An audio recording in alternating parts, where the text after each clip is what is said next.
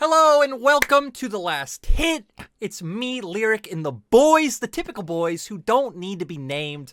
Maybe I should name Dagda, because Dagda actually wasn't here last week. He was busy doing this thing called, having time off. Doesn't like casting 5 tournaments in a row, not having a single day off. How dare you, Dagda? How dare you? Yeah, I was going to say all I wanted was 2 weeks, but I didn't even get 2 weeks. I got a week and a half. I saw on your first cast, you're like, yeah, I'm going to get a week off. I'm going to get 2 weeks off. And it's like, bam, right into your vacation. It's like LPL starts 3 days later and you got to be on top of it. So, but how was Croatia? Yeah. It was amazing. And absolutely, as a recommendation, people should definitely go to Split. Split is absolutely stunning. Also, I saw on Twitter, a lot of people were saying that you're leaving the LPL. You're on LEC now. You're not casting with us anymore. Yeah, that's why I'm here. Yeah, this is actually my announcement. This is my retirement announcement. This is actually where I'm just going to put it up, just saying, look, I'm done. I'm out. This is it. No one can actually prove that you're Dagda. And LEC. Right? That is true.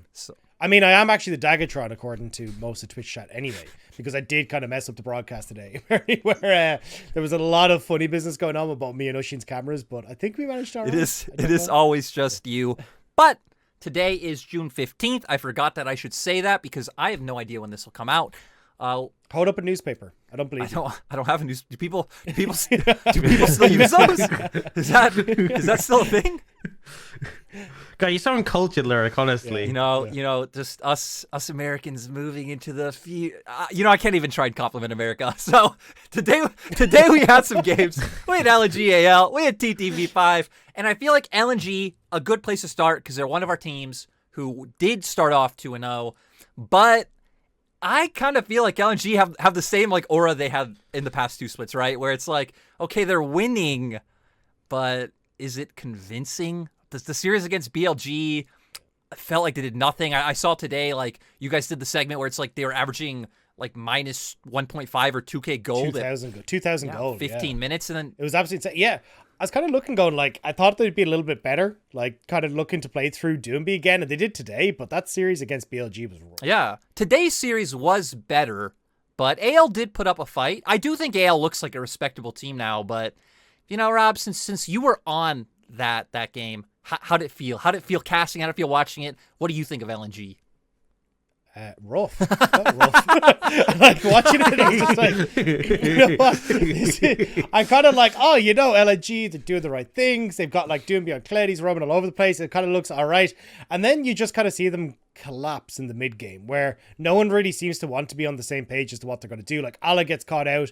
They had the opportunity to kind of go for some of these team fights. The team fighting has been a bit hit or miss, especially when you're looking at the fact that they used to play split push, now trying to see if they can go for the team fighting style. It's definitely taken a bit of growing room and teething pains first. So I don't know. I haven't fully convinced, especially when they're going up against relatively weaker opponents. They should have been able to smash these games, but they really didn't. I do got to say, though, I love the Kled Sejuani. Sorry, I just had to throw that in. Kled Sejuani, super pod. Yeah. I thought it was really good into Swain because it's so easy to set up ganks them early. You have the healing reduction from the Kled. I do think because Swain's best scenario is when you're into a bunch of short range champions. So I feel like that's kind of where things got a bit messy. There was that team fight they lost because when everyone's up close to you, Swain really thrives there. You had to put them behind the lane, which they did. But my favorite moment was the bot lane fight for the inhibitor tower when you saw the Swain ult, you saw Forge, it was timing out. Because you get the red bar under the health bar. I'm like, oh, it's about to go. And he's running. I'm like, please come back. And then LNG, and they just run into him. And you just see the ult extend. And then he gets this Zhonya's with the ult on where he heals to full. And I'm just like, do they know what that bar underneath does? Do they know how... It was so mind-blowing to me. But other than those moments where they really helped the Swain out, I think game 1 was pretty good. But again, this is a weaker team. And even if LNG continue to win... The last 2 splits, they literally went 7-0. Yep. And then just flopped. So even if they keep winning, I still would not hold my breath on this team. I don't think they'll get to the They've got oh, actually, yeah, they got top esports at week 4. So I feel that's going to be their first one. But even then, if they somehow top esports aren't exactly most convincing, let's be realistic. So I mean, if they manage to eke it out against top esports, I mean, it's anyone's legend to just be TT, OMG, LGD, IG, and then it's like week 5 before we get them against JDG. So they just seem to keep like getting these really easy roads into LPL where everyone builds up false hope and then it all comes crashing down. Yeah, I think that's the thing with because we have such a large league and because it's single round robin, it's so, and this is kind of the issue we had with OMG last split, is that they start off with an easy run and everyone was like, oh my god, this team's actually really sick. And it's like, well, you know, there is some good play, but also they are just playing against the weaker teams. And sometimes like you have to take that in a context for the standings, because you could be halfway through the split and there could be a team who are like 2 or 3 places higher than another team, but they've just had a much easier schedule. And like it really, strength of schedule is such a massive factor as to like establishing how strong the teams are. bro, don't disrespect my boys OMG like that. Shanji's Rumble was super sick, and they were good. For those 3 series, Ox, they were good. It wasn't about schedule. Even this, Anyone's Legend, we saw them in their first match be super Giga Chads. And even today, I feel like AL looked pretty decent. But back to LNG, I feel like the weirdest thing to me... Jordan, what? Jordan, You no, gotta no, before we go back disrespect? to You gotta this, disrespect? this is the starting schedule. OMG played against TT, Yeah. right? Then and OMG Southwind, played against super AL. Then they played against IG. Betty Jojo, great. That was their Shun, first. That was amazing their player. first 3 games. Amazing of player. spring, bro. And everyone was like, oh my god, they're 3-0. They're at the top of the table. And then they lost to BLG. And then they lost to EDG. And then I was like, well, those teams are harder. That's fair enough. They lost to Top Esports. But they also lost to LGD in week 3 of spring. You don't get it. Puff and Southwind in 2019 on Vici were cracked. Betty's been to multiple internationals, and Shun is amazing. Therefore, all of those wins were against players who either are stacked or were absolutely cracked in the past. And, you know, that's all that matters. So therefore... Yeah, I agree with Lyric here. You forget, Ox, that, look, he is just delusional. You are never going to be able to fix Lyric. He just... You're right, Dan, you're right. He has some really weird things, and there's just no fixing them, you know? Facts have no place here. See, Ox, we have unity.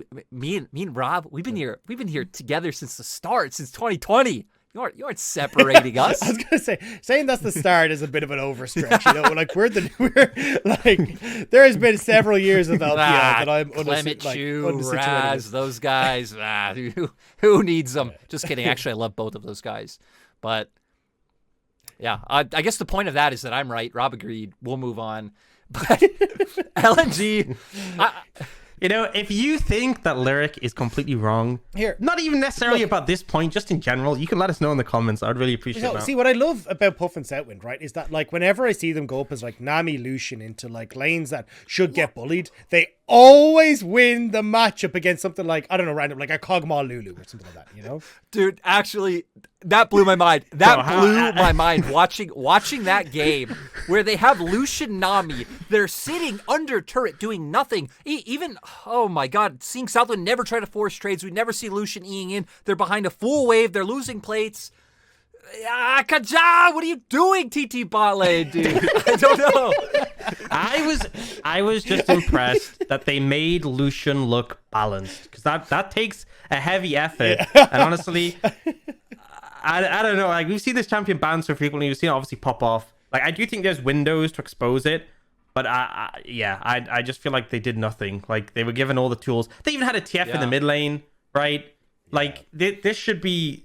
I feel like there's so many teams. Like, I don't even like V5 It was comp in that game one against atrocious. CT that much. I hated it. It made no sense. Yeah. The Poppy is just like, okay, again, you're like, cool, we're playing Peel for Kog'Maw. Whose But dashes? Are you You're not stopping? stopping anything. He's going like the Divine Sunderer build as well. And Karsa thinks, yeah, I'm Poppy, Divine Sunder. I do damage. Let's keep trying to force plays around mid and river. You're Poppy Galio. What damage do you have? And then it just ended up with Karsa just absolutely sprinting it in the early game. And my God, dude, that series was so frustrating to watch. Actually, I feel like- get you... Oh, sorry. Go ahead, Ox. I just feel like even like a middle of the pack team would have won that against V5. Yeah. I feel like TT. It is really damning that they didn't win. When I feel like, you know, again, like I don't even like the Galio either, because you have no setup for the Galio to ult in. I just feel like that draft for TT, a good team piloting that, well, not even a good team, like an okay team piloting that, should have been able to, at bare minimum, get a big early lead and force V5 to like work hard to get back into the game. That is like bare minimum. Like, I could see teams flopping towards the end, but the fact that like It was just, even with Carson running it, as you said, just nothing happened. It's like, wow, impressive. I want to get your thoughts, lads, because I kind of talked about on the cast of the Cull and free boots build for the TF that we saw from UCal. Because I kind of was like, I feel like he needed to get up off the ground a little bit earlier to actually see if he can make some plays. Because he would start off with Cull, so it doesn't have the corrupting potion when he hits 5 to actually like push out the wave and then look for roams. And then as well, taking the free boots means he just gets less ultimates off in the early stages. Yeah, I kind of think with this composition, especially with what you're doing, especially with what V5 have picked, I think you definitely should go for a more aggressive or more proactive setup. I mean, it's kind of funny, right? Because in this game, even though I hate V5's draft, if V5 just do nothing, like that game could have been easy. They could have just chilled. Their bot lane won when they shouldn't have. And yeah, TT. that's the thing, is that when enemy TF is playing scaling and enemy bot lane is playing Lucian Nami so afraid, then it would have been easy just to sit there and do nothing. Yeah, I definitely think a more proactive thing coming out from mid would have been good. And I don't know. That series was so sad because it didn't feel like TT were really doing much. I will say, to be fair to TT, they're obviously bringing in 2 new members, which is huge. Who knows how much like Baytron's stepping up to try to like call or what impact Xiaosheng's having. So I'll kind of give them the benefit of the doubt since they have more roster changes than most teams. And then obviously we have them coming over with Hoya as well. So I don't know. The only depressing thing about the TT series in my mind was just their bot lane not performing well. And V5, my God, this proved that they really are the rookie show. I didn't want to believe it. I don't think any of us wanted to believe it, but this proved it. This is the rookie show. Yeah, I feel like you just need Rookie just to tell Carson to stop. Just give up, let me carry, play for me. And like you can kind of even see it from the fact that they were picking these utility mids for Dream, like very much mids, like the Galio game 1, the Lissandra game 2. This is very much like you're playing for your team to have set up with CC and potential roam timings. It just feels like such a different team. I feel like even if you look at I feel like RNG with our Xiaohu, Ming still, I feel like is such a pivotal piece of the communications. I feel like even if top esports lose Knight, I feel like as much as it might be painful, I feel like Rookie out of this team just feels so weird. Yeah. And you can see it on the Rift. Yeah. I feel bad for Dream because I actually think Dream played pretty well. It just is that like it is just going to be the Rookie waiting room. And I'm trying really hard not to like scathe him. Or at least, kind of take digs at him because it's not his fault. Like, he is actually playing all right. But it's just like, you just need Rookie for this team. Otherwise, it's just like... Yeah. I mean, you even look at how like, both games went, right? Because obviously in Game 1, we talked about Carson running it down. But in Game 2, it's like everyone else had bad moments, right? I mean, like, PP God was getting caught out early and getting caught out. We saw Rich struggling up in top side as well. And it's like, it was so weird. It's not like anyone was necessarily getting gapped in lane, but they just looked very lost. Like, it wasn't necessarily bad, but they didn't have an idea of what they wanted to do, which kind of surprises me because I never imagined that Rookie would have been the type of guy who had a big voice in comms. But, I mean, it is V5's first series, so maybe I'm drawing too many conclusions from this. But it's like, I don't know. This series at least would give you the team. Get him out of here. Terrible. This is where they're going to look the worst, right? Because they've had the least amount of time to play with Dream. Rookie isn't going to be here for like a moderate amount of time, so you would think with more time of working on how they want to function, it should be better than this, right? I don't think it's going to be... I mean, I think anyone would agree it's not going to be as good as having Rookie on the roster, but it's definitely like working from here. And honestly, against a team like TT, it's a good way to start. I think I was looking at like their schedule, and it's like, so next they play LGD, then they play FPX. Those games are like winnable without Rookie. Then they play RNG, so we'll move past that one. WE, AL. Like, other than the RNG series, I think there's like, you don't need Rookie to win these series. And I think, as you said, Dream's looking good. They clearly need to work around how they're functioning when Rookie isn't here. And then as long as they can pick up some points on the board, Rookie will be able to come back. We'll see this roster, at full strength. Or it'll take a bit of time, obviously, to get practice with him again. But I wouldn't be too worried if you're like a V5 fan and you're like, oh my God, the split's going to be over. We're going to lose 6 series in a row and not make playoffs. It's probably not going to be the case. I considered wearing the jersey today on this episode, but I was like, no, I'll save the jersey for a crowning moment, not a mess that was today. But talking about Rookie, always reminds me of his brother in arms, the Shy. And honestly, this brings back to last episode, because last episode I called Weibo the least fun team to watch for me in LPL. And my God, do I owe them an apology.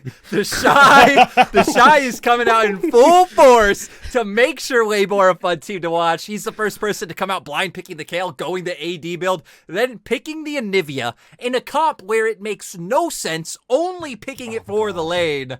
And yeah, Weibo, so far, starting off 1-1, they did lose 0-2 to EDG, but they were able to beat IG 2-1, so bit of a mixed start, but I will say at least the Shy is bringing a bit of pizzazz. Ox, whenever players do these like crazy things like the Anivia or like him with the Victor last time, I need to hear your thoughts. I need to hear how you feel about Maito Shy right now. Look at that face. Look at the face. I don't even know what it, like, he's just... I feel like he just goes on feeling. Hey, like be careful what you say, or Jake will hate you forever. I'm not bothered, man. Jake will love me regardless, right? I feel like, because like it's like the Kayle. The big one for me was that series against IG where he blinded the Kayle, got absolutely stomped in the ground, went 1-8, and then game 3 is like, we're running it back. It wasn't blind this time. He knew the matchup, but even so, it's like not many players would lose that hard.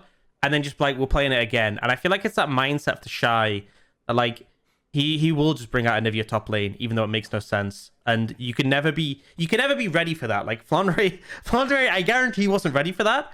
It didn't matter at all. Like it didn't really make a difference. He was fine in the later phase. And then the rest of his team, like, I don't know, man. I feel like there's so many, like, so a big example is MSI. We saw Caps bring out that Anivia into EG, and it was so good. Completely shut down what enemy team wanted to do.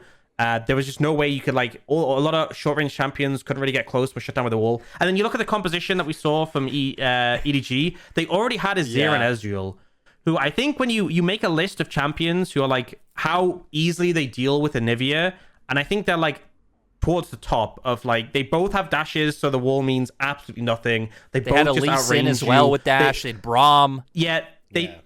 They don't have to actually walk through your Frost thing. The only one who had like a mildly uncomfortable time is the Vladimir, but who actually cares in this game? And also, what hit me even more is they had the Swain. So, for context, I used to play a ton of Swain before he was reworked, like a lot. And I love this champion. And when he's reworked, although obviously he's gotten a lot stronger, that's why we've seen him play, a lot of the concepts are still in place. And one of the things is like he needs to, like, in a fight, he wants to be in a mix of enemy champions. Like the more short range champions there are, the better. Melee champions does well into because they can't really dive him and then he just heals off them.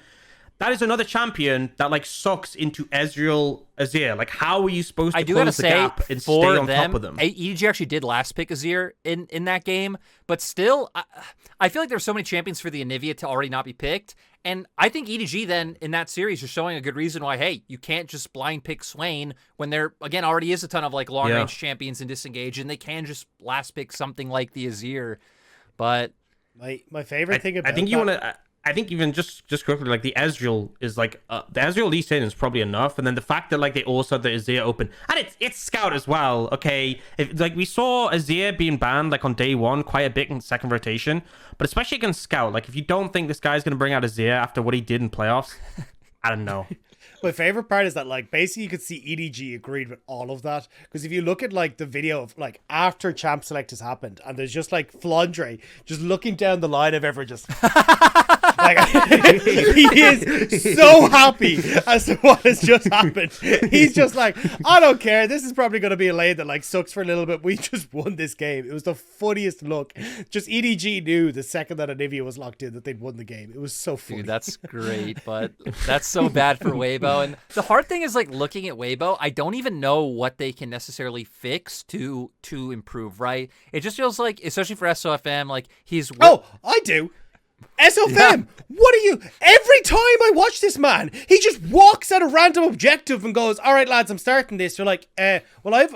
Like, Huanfeng has only just got back to bot lane. He's hasn't pushed in the wave at all. And SOFM then looks to his top side and goes, the Shy is underneath this tower. Well, this is the best time to start Rift Herald. I'm like, what are you doing? Why do you keep doing this? And then he dies and he's like, oh, well, guess nothing could have been done about it. You're like... I, I feel like this sort of thing from SOFM is kind of similar to the Shy's champion picks in the sense that they can both be described as they would never expect this. And it's like, yes, because it's terrible. Like, they would never expect him to be a top. Yes, because why would you pick that? I mean, that's your FM. They would never expect him to start the objective then. Yes, because it's awful. And then they just find you and kill you. I think that's the worst part, though. Since it's SOFM and since he's been doing this for so long, everyone does expect it. Everyone does expect him to start up those objectives when he should. Everyone expects him to be like, oh, my team's posturing around bot side river to get vision right now. Oh, but my Gromp's up on the opposite side of the map, and he goes and gets that. And I guess that's what I'm saying. I don't know how Weibo fix it, because SOFM's just always been like this. He's always been like this. If the meta comes into his favor and we get like Graves or Kindred or something like that, and he could farm up and carry, maybe Weibo's good. But man, what do they do right now? The worst thing is, it's not even SOFM who dies. It's On who tries to save the bloody play. And SOFM goes, well, you shouldn't have done that, should you? And he just gets to walk away thinking that he's got away with it. It wasn't his problem. Rob, are you in Weibo's Weibo's training room? Huh? Do you know what the comms are? Yeah. Huh? Yeah. This is actually it. This is what Weibo's training room is. Okay, speaking of the On thing, I actually have a point I want to raise. I don't know. We can even go role by role. I'm not really bothered. But in terms of support, which support do you feel like you're so, because this is close to me personally because I love watching support players, which do you feel is like just stuck on a team where they just have the baddest rap and you feel so bad for them and you're like, I wish this player was in a different team? I think I think On's the honorable mention, but I think mine has to be Hung. I wish Hung was not an FPX and didn't have to deal with Clid. I love Hung as a player and I feel like he's so good, but I feel like it's hard because I feel like a lot of the supports on bad teams, like enough people do respect them, right? Because I think other than Hung, the other two names that would jump out to me is like Chocho and Chelsea. But I think a lot of people know that like Chocho and Chelsea aren't like horrible, right? They both are. But I don't even think it's specifically about like them getting viewed badly by their community. It's just like the situations where they're in where you like, you know, they just feel like they're losing the game because they're trying to make things happen, but they're incapable because the team just doesn't function. Before, you know, we'll get to it later with this Ultra Prime roster, but I mean, Chelsea just feels like a player who could be on like a top middle tier team and plays well enough to do it, is always willing to look for the plays, like good in lane, willing to roam. And it just felt like he was in Ultra Prime prison for so long. I mean, heck, the fact that E-Star team did as good as they did in the first split felt like it was mostly because of him. Crisp on BLG. Oh God, that wins. That wins. I forgot about that. That hurts. That hurts, man. Like, poor guy. I mean, this team just does not function together, and it's still trying to cobble us and make it like, I don't know, sellotape it all together and send it on its way, hoping it'll last. But yeah, I don't know. This, like, the bot line, Doggo and Crisp, I think are really, really good. But this team, dude, this team, like. It's the problem is, right, they're still super good on paper. It's just like they're less than the sum of their parts. And I feel like we have a few teams that are like that. I mean, heck, I feel like Weibo's like another decent example of a team who on paper should be better. But BLG, it's weird because I honestly believe they looked like the better team in their series against LNG, which they did lose. But there's just so many like weird mistakes that'll either happen in mid game. They were able to find these huge leads. Fofo had felt like super quiet in their recent series. I remember game one, he was on the Gallia, wasn't really looking to make any proactive plays, despite the fact that he did have a Camille in top lane to be able to set him up as well. And I don't know. It's so strange. I do think their early game looked pretty solid against LNG. Again, you had those stats today to back it up. Like, it felt like Weiwei was doing more. Bin was like forcing attention towards top, but I don't know. Their mid game's still a little bit of a mess, and they still don't really look like they know how to work together, which just sucks. I mean, I don't know, man. The Chris point. I also feel true. Like I feel like the Galio is so weird because it kind of felt like they were sticking him on it because they're like, look, we know you don't roam, we know you need to move from mid. I feel like Fofo of all the mids in the league is like the most trapped at his lane. So like, let's give you Galio so you have to move. And I'm like, that just doesn't really make sense. And also, I can kind of get this being a problem like last split, towards the end of last split, because this was the meta, right? Proactive, roaming mids, things like, you know, the Ari, the LeBlanc were like the sort of more mobile mages, but would still be able to roam. And then we had like Galio TF that were used really well by RNG. But it's like, I feel like the meta at the moment for mid is so wide open. I feel like for any role, like, Azir is a functional pick. Like, you don't, like, if you can function without Fofo moving, just stick him on a mid where you can just like get to the point where he's super relevant. Like, Fofo will be able to farm up and be a monster, but like, I don't know, it just feels like they don't kind of understand what their identity is. I don't understand what their identity is, honestly. I'm lost on BLG, but I completely agree with Rob's point, man. I feel bad. I feel for like their Chris. team should just all in on top. I honestly think you should be like, we have someone who we know is gonna play like a knife fight in lane, and just be like, cool, send Crisp to top, like have Fofo just chill in mid, but make it like the Crisp Wei Bin show. I think Doggo will be fine, just kind of like sitting back in lane. Him and Crisp don't play super aggressive in the 2v2 anyway. They do play kind of aggressive, right? We can see them look for 2v2 kills, but I think not too much. But man, all in on Bin. Play like pseudo how RNG did, right? Just constantly having your support and jungler go up there and let Fofo just sit back and vibe. Like RNG when they had Xiaohu top, just Yeah. to be clear for everyone, Yeah. right? Yeah. They need to do something because like that was the funny thing with me with like swapping Breathe for Bin. Like the problem that I had with this team back in spring was like, oh well, you just have too many people who want to be a carry, right? Like Breathe was a carry in WE before I came across. Wei was in on V5. You had Fofo who was already there, and then your Doggo or Uzi, who both respectively took a lot of resources from their teams before they joined BLG. And they just doubled down on that and brought Bin over. I was like, this is your opportunity to actually have a lane that didn't need resources. I was like, no, we like this idea. So, I mean, look, you might as well try it. Every other lane has I do gotta say, give it a shot. I It feels just real like- quick, I actually like that they did it right, because I at least feel like the problem with having Breathe over Bin or Breathe instead of Bin is just the fact that like you don't really have. Like, all three of them are going to play according to their matchup, right? And, like, for their lane. To where, at least now, Bin is, like, such a, I want everything. I'm going to carry. I want to fight. I feel like it has to warp the others in. It will be, like, a 3-6-9 top esports scenario where it's like, if you guys don't come, I will int. So you better start playing around me, and we will have a team style. Like, Bin, if you're watching this, which I know you are, just do it. Do it, my dude. Keep going super aggressive. Threaten your team. If you don't come top, I'll int. And then bam, BLG will look way better. There you go. And he can just mold the team into like the RNG he wished he was on, which was when Xiaohu was top.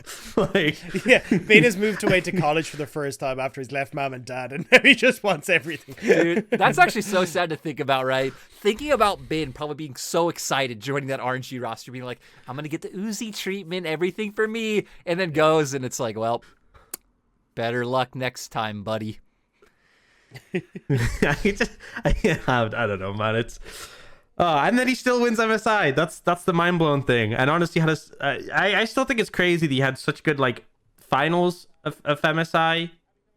I mean, there was definitely some games like Camille when, game. that we went, yeah, but like the Gwen performance is really solid, and then the finals of spring as well in the LPL. Yeah, super good.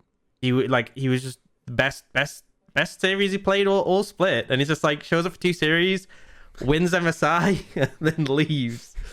That's all you need to do, gangster, apparently. dude, like thinking about that. What a gangster. just chill, most of split, show up when it matters, win a few trophies, pack it up, go on to the next team. But one thing that I do want to talk about, because we talked about supports, is Ultra Prime. Because I feel like all of us are so stoked for Ultra Prime. Seeing them stomp OMG the way they did was like, my God. And everyone looked good. Everyone on the roster looked insane. Like, Zoom was popping off.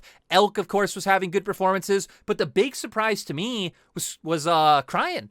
Cryan coming in, gapped Cream in the first game when Cream was on the Taliyah and he was playing the Lissandra. And then game 2, he played the Taliyah himself. And overall, just like, I don't know. Like, this was the Cryan that we saw on eStars when it started out. A player who could be a carry, but also help the team.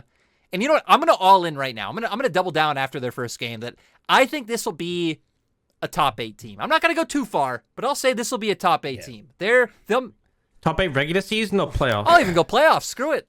We'll go further. Damn. I will say, I still have some reservations about Have Haka. knee-jerk reactions, I think man. Zoom Have was knee-jerk reactions.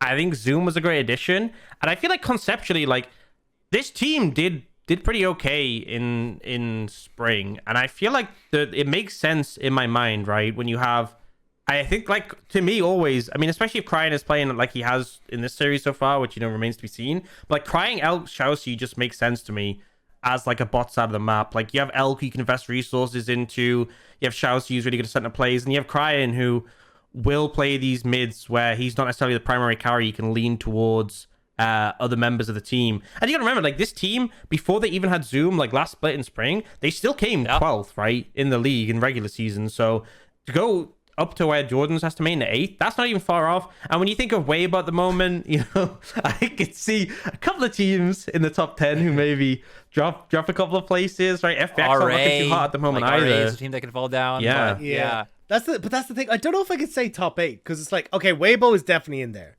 but like V5, RNG, JDG, LNG, Top Esports, EDG, and maybe BLG they could beat, and then you got Weibo in there as well. There's like, one team. I feel like there's always one team that disappoints. There will be one team that disappoints, and Ultra Prime will steal their. Okay, multiple teams will disappoint. I'm trying to be nice. You're coming in here and choosing violence, but yeah. I honestly feel like I don't think I'd go as far as 8th, but I feel like Ultra Prime.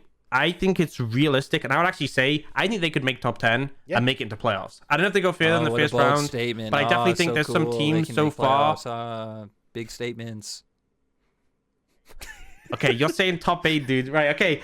Lyric just makes these bold statements and then hopes no one calls them out on this later. Ultra Prime are top 4. Like, oh. That's it. Top 4. Yeah, they're going to win Worlds. the league. Ultra Prime are going to cool Worlds, be you if know? that happened. Yeah. Oh, look out. What a wacky take. Well, look at me. I'm Lyric. Oh.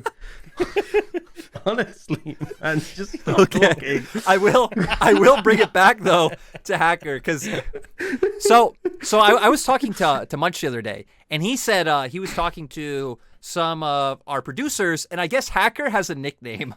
Hacker's nickname to Chinese fans is Ultraman, and they say for the first 15 minutes of the game he is cracked, and then he takes a nap. And it feels like that. It feels like that's actually a really good representation of Hacker. I feel like Hacker in the early game is someone who's like, man, again, flashing over walls, looking for crazy ganks, going for all these plays, and then afterwards you're like, man, is Hacker even in this game? Like where did he go? It's kind of weird. I think it's one of the reasons why I do like Hacker, because Hacker is probably the only jungler left that I think is like super crazy aggressive in the early game, or at least willing to be. Like, I'm just going to walk into the enemy jungle straight to red. I don't care who's there. I don't care if my lanes are pushing and go for it. I guess Tien does it as well, but... Tien, yeah, I was going to say Tien has definitely had a lot of moments where he just...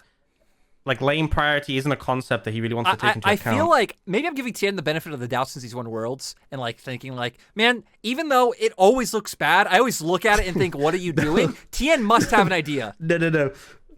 This is a difference, right? Tien, just when he has stacked players on his roster, and it's like it's like over the course of the split, he'll do these plays, and instead of being like, look, you should stop doing that, his team just go, I'll just crush mid and come with you, right? Or I'll just roll like that is the strategy. That's the solution. Yeah, is that like just have good laners? Like he's imagine literally doing what you want Bin to do. I'm gonna do this. I'm gonna int. If you don't come with me, you gotta come with me. Tien's just doing what you wanted.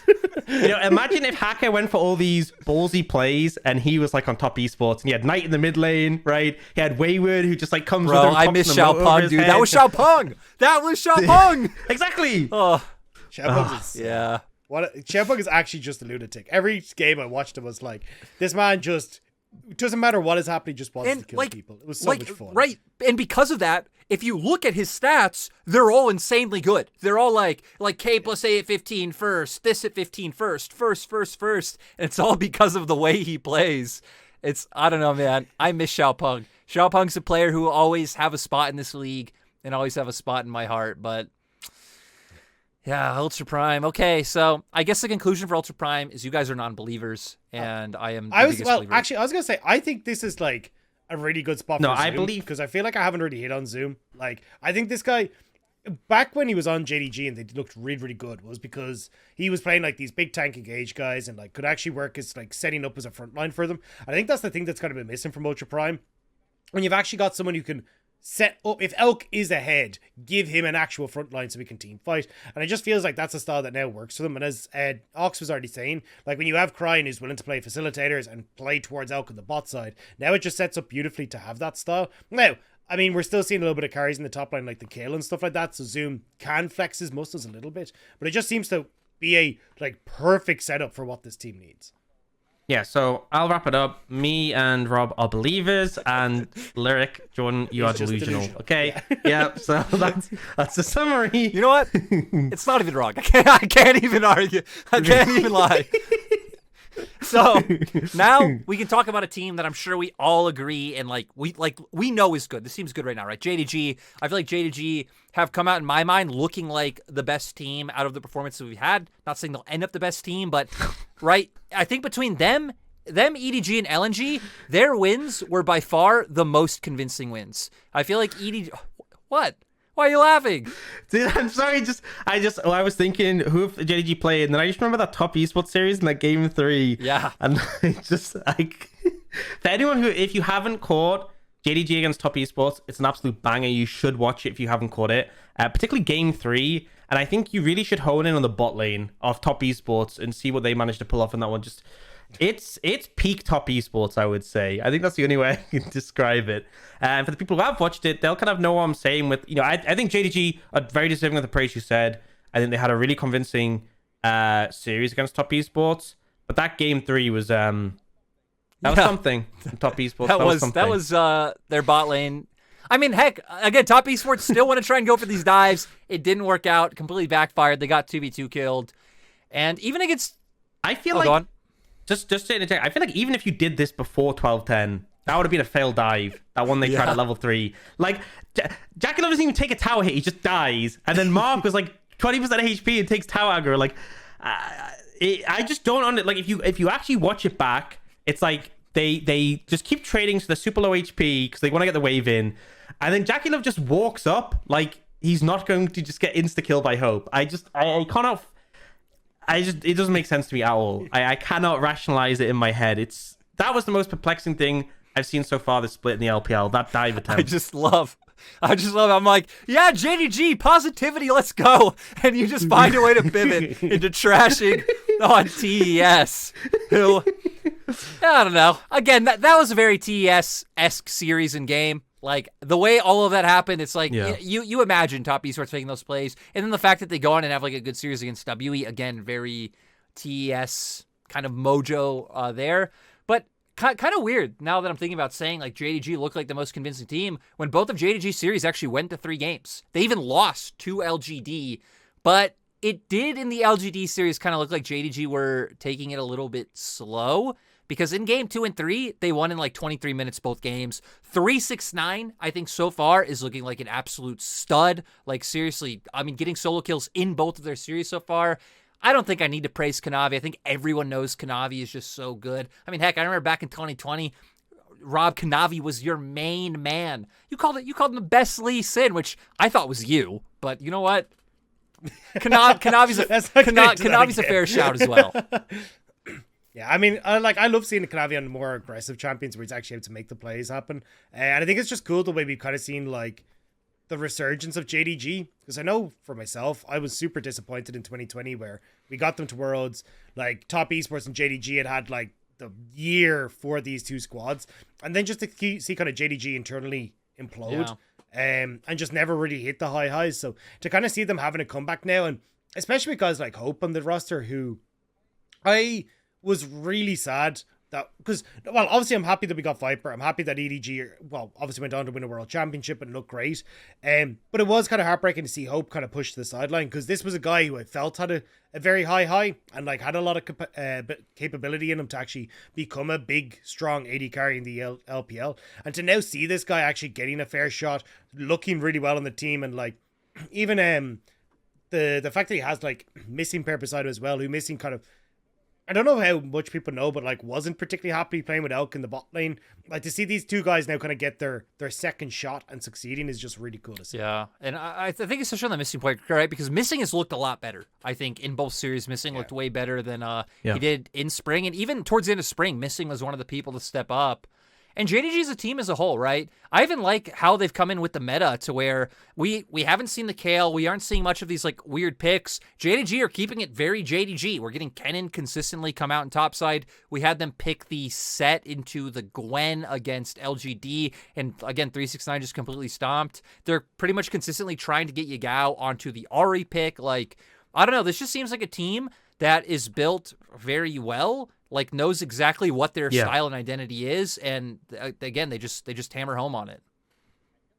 I feel like for me, because we talked a bit about like teams like Weibo who are on BLG, where like they have these stacked lineups, but they are worse than some of their parts. I feel like JDG is like the opposite. Like, not to say that they definitely have some strong players. I'm not trying to diminish them there, but like it feels like the team play and the way they work together is really good, right? And I think if you compare it to some of the other rosters, I think pound for pound, individual player, I don't think they're quite on the level of like considering this was a top 4 team, right? I feel like when you look at like top esports and RNG, like I feel like pound for pound they're beaten out, but I feel like as a team these guys function really well, which is why they are really impressive to see, especially considering there are some rosters that are the opposite. And I think that's the thing, is like that's always been the way with JDG. Like even when you look back at like 2020, that we're just saying like that was their year, right? Like Zoom was a good top laner, don't get me wrong, but like Loken wasn't the best of AD carries. I mean, Yagao, as you say, isn't pound for pound as good as like some of the other Lumao mid laners that we have. Like this was Lumao as well, like had his moments, but I mean, we've seen him, what's happened to him when he left JDG as well. Like this wasn't a roster that was exactly like filled to the brim with talent, but just how good they were at like interaction together, communication, and like the way that they were able to set up for team fights is what kind of separated them from the bunch. So it's really cool to see that even though some of the members have moved on, you still have that core identity to the team, which is just so strong for them. Yeah, and this is definitely a team again. I see if the meta doesn't shift crazily and like barring a behind the scenes collapse that we can't predict, again, I actually feel like JDG have a pretty good shot of like picking up a world seed. I think again, the fact that they have those systems means that they are more durable maybe than teams like V5 and even like TES, who again are just so up and down. So I just think JDG are like a very safe team to bet on that, like could represent the LPL very well. I know they're going to finish very highly. Can they get first? I'm kind of with Uox in terms of like, they just don't match pound for pound enough against certain teams that it's like if EDG, RNG, or whoever are playing well, I think they do just lose though. So anyone who now knows Lyric has to completely all in on JDG, because this is the exact same argument Lyric had against EDG at Worlds last year, where they won the whole bloody thing. So I don't know if I can fully go with you on that, where sometimes, you know what, like teams that just have this little special something where they all work well together can work out super well. But no, I do agree. I think for me, the top teams that I'd like had going to Worlds at the start of the split were like Top Esports, V5, RNG, and then JDG was the last one. Now I might swap out Top Esports for EDG just based on like recency bias, but I still think like it is a safe bet. I think JDG, especially with the run they had at the end of spring 2021, deserved to be like in that top spot, at least talked about in that top spot.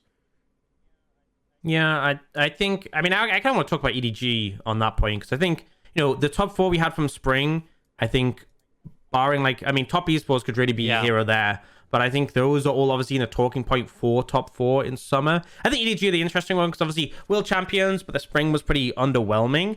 I think they've looked decent so far in the split. Like, FPX, they obviously did drop that game, but to be fair, like, I feel like a lot of that was on the bot lane of FPX, on LWX and Hung, doing that like level 2 dive on the Lucian Nami, which is honestly the chattest thing I've seen, and just like a fantastic way of approaching it, with the Calista Renata, which has been seen in scrims as a counter to it. And then there was the Fiora being able to split push, was something they didn't really have an answer for later. But I feel like, for example, seeing JJ in that game 3 where it felt like they were going to lose, but he kept finding LWX on the Ezreal with the Vi, and then the series against Weibo as well. They just looked like, I mean, again, Weibo have their issues. The draft in the game 2 is definitely questionable, but it feels like EDG are looking positive, and I think this meta is better for them, right? I think things like the Azir return, you got more of these control mages in mid, which Scout is fantastic on. We saw playoffs in spring, what he could do on Azir when given the time. Viper and Mako, I feel like a lot of these bot lane duos can really work well for them, but also it's the fact that like Enchanters, I feel like Mako is fantastic on, and there's a lot more freedom to pick those with the durability change. And Flandre, I think, is a good mention, because I'd say he's the player who underperformed the most in spring, and obviously was absent for some games as well, but I feel like so far he's looked pretty solid in the games back. And it's early, like any of these assumptions we make, it's super early in the split. But I actually, even going in the split, I feel like the meta shift was better, and I don't expect spring to be like the sort of level we expect of them. I think they will be strong in summer, and the fact that they've looked good so far is just a positive. This is actually the team I'm most skeptical of, which I talked about with Ox on last week's episode, but I'll give you the fill in, Dagda, of like when I look at EDG. Yeah, I don't listen to you guys when I don't have to, I know, so I appreciate bro. You think I don't know that? But I think I don't even listen to lyric when I'm supposed to. I just block him out. I'm gonna mute in the call don't right make now. me leak our Discord DMs because you know that's not true. But what? it. It's just him asking you to play TFT every Whoa! time. Actually, it's him asking me to play TFT. Me message this guy, but seriously, when I look at EDG, even now, right? I do think EDG have looked better. I feel like Flandre and Mako have looked way more stable than they did in spring. But I feel like EDG have literally always had like wonky decision-making problems, even in like their lead up to Worlds, which is why I don't think any of us predicted them to win. I think some of us were on the FPX train. I know I was on the RNG train. And even now, like even their first game against Weibo, where they were doing super well, they found 2v2 kills in bot. They're coming ahead in mid. It just comes to mid game, and I feel like this team always either over indexes into like putting Scout into sides, even when he's like on champions that necessarily shouldn't be pushing out sides like past like a neutral point, and then they'll get caught out in 5v4s that happened in that series. Or the other one where they will completely ignore side lanes and then just give up a bunch of passive gold, just like sitting mid and doing nothing. Because both of those things happened in that series and made it so that Weibo were like almost always close to like being able to be in those games. So I feel like there's like some issues that EDG have always had that I still think EDG should be a team at Worlds. EDG will obviously still be a top team, like in our top 5. But I think there's just like some problems, maybe even like with these players themselves in terms of like, maybe it's like how Scout thinks of side laning or how like Mako thinks of X, right? But I don't know if like having your players in good individual forms will be enough for them to win a title. I think it's definitely enough to like get to Worlds, but yeah, I feel like right now that's kind of what they're back into. They're back into just being this team that I think wins lane hard, are able to use that pressure well and snowball. But I think if this team's tested early, I think their decision-making in mid-game is still very messy. And I think we saw that in their series. Yeah, I feel like that's where, I kind of agree with your points. I feel like that's where I am, where I think this team will make Worlds. But I feel like a team like, we haven't seen RNG yet, right? And they may end up having a slow start to the split just due to the fact that like they came off MSI, presumably taking a break, but they didn't have much time to, and also adapting to having breathed in the top lane, which I think I've said, we said in the last episode, I think that's a positive for them. But either way, I think like, when we talk mid game, RNG would probably be a problem for them. But I feel like even when we look at teams like Top Esports are a team that are really volatile. You're actually right. You're actually right. Comparing them to the field, the mid games don't actually get much better.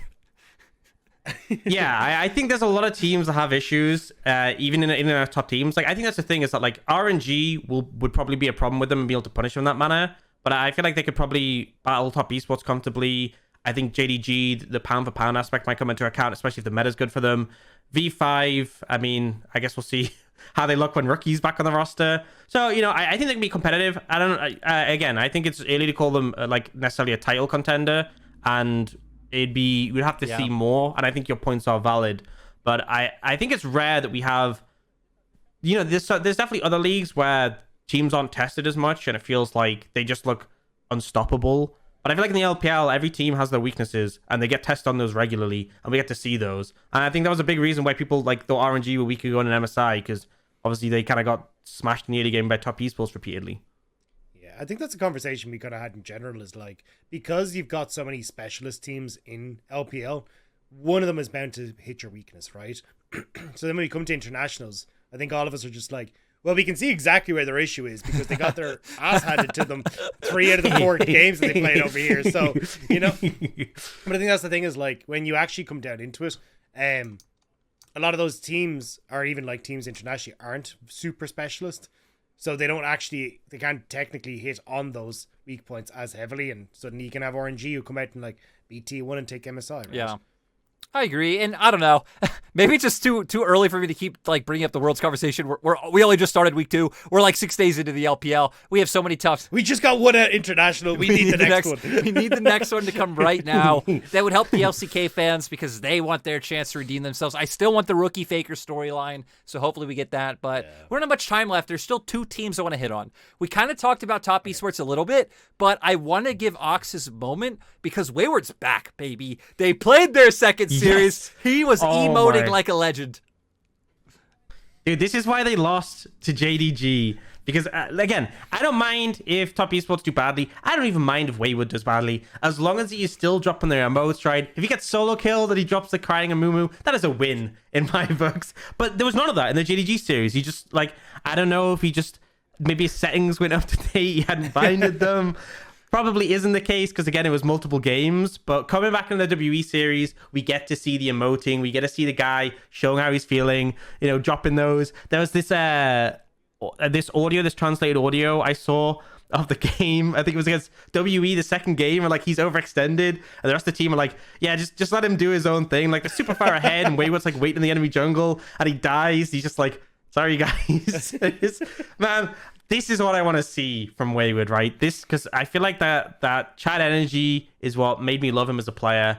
And it's part of the reason, like, I feel like a lot of the players in top esports, it's just like the mojo, right? And I feel like even if they're doing badly as a team, it's like if you just want to be a fan of a player because they win, that's one thing. You know, a lot of people do that. For me, it's about these players just being big chat energy on the Rift, and that's exactly what Wayward had, and it was back. So, you know, as you said, Lyric, I am happy. Dude, I remember the one play in game one where he's on the Gwen, he's going up against the Gnar, and he like all-ins for the solo kill, backs off because I think he missed maybe like the last proc of his ult, maybe missed one snip, is like tethering out, waiting for the Mega Gnar to end, and then just says, screw it, I guess, throws his hands in the air, goes back in against the Mega Gnar, and then suddenly WE's mid lane, Xie comes into the fold as well, and it's just like, my God, dude, like... I don't know. I don't get Wayward, and I love it. I love that he's like, why win this 1v1 100% when I could test my limits? And, yeah. Dude, this is a time to limit test. We're in the regular season, right? Just limit test, throw yourself at the brick wall constantly, every single series, every day. And then when you get to playoffs, you know your limits, but you still limit test anyway. I do gotta say, Jackie Love. I mean, it's a top esports. Jackie Love also, you know, looking much better in their series against W, which it's WE, right? So not too much to say there, but still, always nice when Jackie Love isn't having games like Game 3 against JDG. So, Dude, him and Mark as well. I feel like I didn't really touch on this before, but. Man, you know, people complain constantly about the hitbox of Nautilus. This has been like a running thing forever since this champion has been meta, about how like the hook is such a wide hitbox and it'll hit you when you think it doesn't. Mark legitimately made me think they'd stealth nerf the hitbox, because I swear, like, so many hooks in a row he just missed on repeat. And I gotta give credit to Hope for like sidestepping a lot of them, but even so, man, that was painful to watch. yeah. Rob, you got any quick thoughts on top esports? If not, I can ask you about your favorite team in the universe. I was just gonna say, like, my favorite clip from that JDG top esports series is just watching like Hope absolutely style on top esports, where he gets the like cute little minions, the kill off Jackie Love. Then you got the Nautilus hook from Mark that he sidesteps, then he kills Mark. It's like, oh, it's just beautiful. It's so it is, and again. Oh, and also. Just quickly, I want to give an honorable mention to Missing as well in that Nami game, because it was Hope who got MVP for it, but I actually feel like Missing's bubbles were like heat-seeking. And you are into Draven. I feel like one of the things with the Draven matchup is you kind of know where he's going to walk, because you know, with his axes. Yeah, it does help. But even so, I felt like there were so many times in fights that he's just consistently landing those. And I feel like Nami Q is such a hard skill shot to land, because the travel time's the same if you put it right on top of you or max range. And like most mechanically proficient AD carries in the LPL, we'll just be able to sidestep that. We'll just be able to walk out of it. So like you have to have such a good read on movement, or you just have Jackie Love walk into them. But either way, Missing, I want to give a shout out to him. Top esports are still top esports. Nothing new there. But there is one team who I'm very excited for. And Rob, I'm designating them as your team because they have the boy that you hyped up to the face of the earth with his Tryndamere play.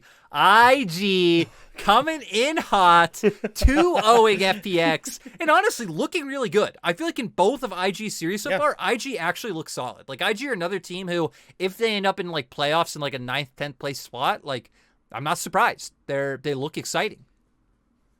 Yeah, I definitely agree. And I think the coolest part of this for me is like how much better their mid jungle looks. Like Shun and Yukai actually like playing together. Like we got that Diana Sec game that was really, really cool, where they like actually went for a couple of these ganks mid, set up some kills, and then were able to like take over in team fights. And it's nice to see that it's like a different style from what we got in spring. Because we saw in spring, they can do the split push stuff where, as you say, like Trindamirs and like TFs and all this kind of thing. And it was working for a time until people realized they could just ban out Zika's champion pool. And then he was just like, oh, well, I'm going to blind Trindamir because I only play like 4 champions. It was a little bit sad. But at least now you're kind of seeing, hey, look, they can actually go for team fights, have a bit of a different style. And honestly, they look really, really good on us. Like, I was surprised to see how strong they look. I will say the bot lane still terrifies me. I think Wink and Xin Lu have had a series of unfortunate events series of unfortunate series, I suppose. Because it's just been so shocking. Like Xin Yu face checking on Donata into the realm, like end up getting the kill later on and then Wink arcane shifting forward when he's on like 10% HP to try and kill the Senna. I was just like, what is going on? So yeah, I think if the bot lane can just chill, I think this could be a team that actually is kind of interesting, but I'm afraid to put all my hope into this IG team just because you never know. I mean, this team definitely has a ceiling, right? Like this team, I think can be interesting, can make some waves, but their bot lane definitely is an issue. I will say, though, even kind of moving on from Shun, Yukai as well, Ox. I feel like he's just been playing so well. Kind of breaks my heart because it means we're probably not going to get to see Mole whatsoever. But it's still at least really cool seeing like Yukai like come into his own, again, play the set in the mid lane, has played the Galio as well, kind of facilitating his jungler. And it feels like when Shun's your jungler, it feels like the kind of obvious way to play the game. Yeah, I feel like it's such a step in the right direction because I think, we kind of talked about this in spring that it's kind of like Shun was this team. But I feel like, obviously, if Yukai is able to work with him more effectively, like it gives so much power to him. And Shun so far has been absolutely fantastic, right? But it's the pairing that has made such a big difference, not just being that individual player trying to make things happen, but having the backup of your mid laner. As you said, the Set Diana is like a big example of him, picking something that's really going to facilitate the 2v2 and then working well in team fights. But I have to say, Shun has just been so good. Like the fact this guy is drawing consistent bans, first rotation, both sides against Weibo, Nidalee, and the Kindred banned away. The only time they weren't both banned was game 1 against FPX. They left the Kindred open and then they ended up, paying for it. So I feel like the fact that he is consistently drawing 2 bans in the first rotation, it's so painful. If you're playing against this team, if you feel like, okay, we don't want to risk him getting either of these 2 picks, it really limits how many bans you can put to the other members of the team. And even then, Shun does not look bothered. He does not look phased at all. Like, we actually saw the hilarious thing was the series against Weibo. They ban Nidalee, Kindred every single game. So Shun ends up on Wukong, which, I am certain you're completely happy with. Like, and he was so good on the Wukong as well. I mean, as much as they didn't manage to win out that series, it was still, like, fantastic performance from him. So I don't know. I'm really hyped on Shun. I think the more the team can work with him, the better he's going to be able to pop off. And the fact that Yukai is really... It feels like they've developed as a duo quite a bit together. But also Zuka in the top lane has been really strong in his own DAO. I think a lot of people were deliberating who was like the strongest performer in that first series between him and Shun, or even the second series. But I think ultimately it's a really nice top side. As you said, bot lane, still some concerns. But it just makes me positive for the potential future of the players. Even if I don't think this team is like they're not going to Worlds, right? Way. I doubt they'll even get deep in playoffs. If they make playoffs, that is enough to be like a positive for the split. But it's like positives for the players to see where they could go in the future, right? I think particularly like Shun is quite young, Zuka's also quite young. These players could go far in the league. Yeah, and I think they even had some like interesting upsets in spring before they even, had this roster come off, right? Yeah, they beat Top Esports. They beat JDG.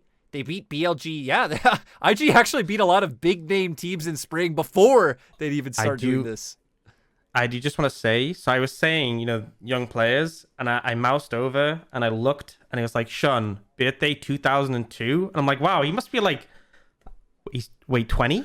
I feel so old. I feel so old, man. People born in 2002 are 20. Ox, I'm just saying, we're talking about IG having bot lane problems. You used to play on Excel. I'm just saying, you could join IG. And we've been developing our synergy in TFT, so I feel like bot lane synergy is more important than individual AD carry skill. Here's what we do. We go to IG.